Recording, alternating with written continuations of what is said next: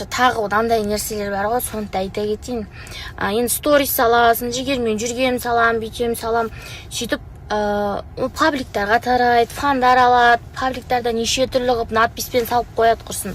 И комментариясын ашсаң болды, Шерханға ұқсамайды, шешесін алмай қалған, копия өзі ғой мынау. Мен сендерге күйеуге шыққан кезде, либо көтерген кезімде, туатын кезімде Шерханнан алмайтын в один беремін деп бір гарантия берген адам құсатып ше, давлениемді көтересіңдер ғой. Уже сондай нәрселер менің нәжемде тұр да.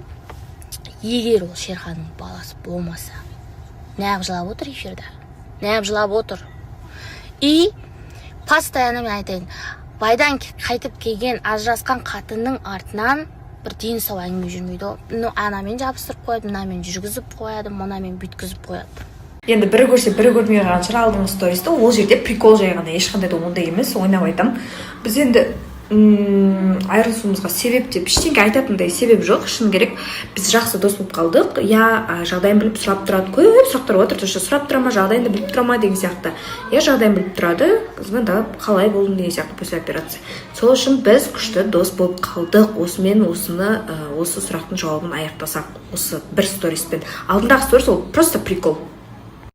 Ойбай, тыныштық беріңіздер, ешқандай пал ашпаңыздар. Осындайлар көп екен, мен негізі көп естимін.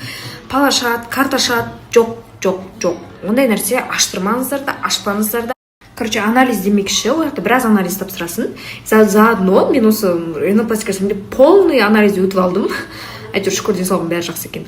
Енді сіздерге мен оны алдағы уақытта стористе айтатын боламын. Анализі бар, басқасы бар. Кімге мен жасаттым? Прям Алматыдағы номер 1 деген хирургқа жасаттым. Прям күш жасайды. Дубайда және Кореядан оқып келген, короче, кәдімгідей біразы біледі негізі ол кісіні.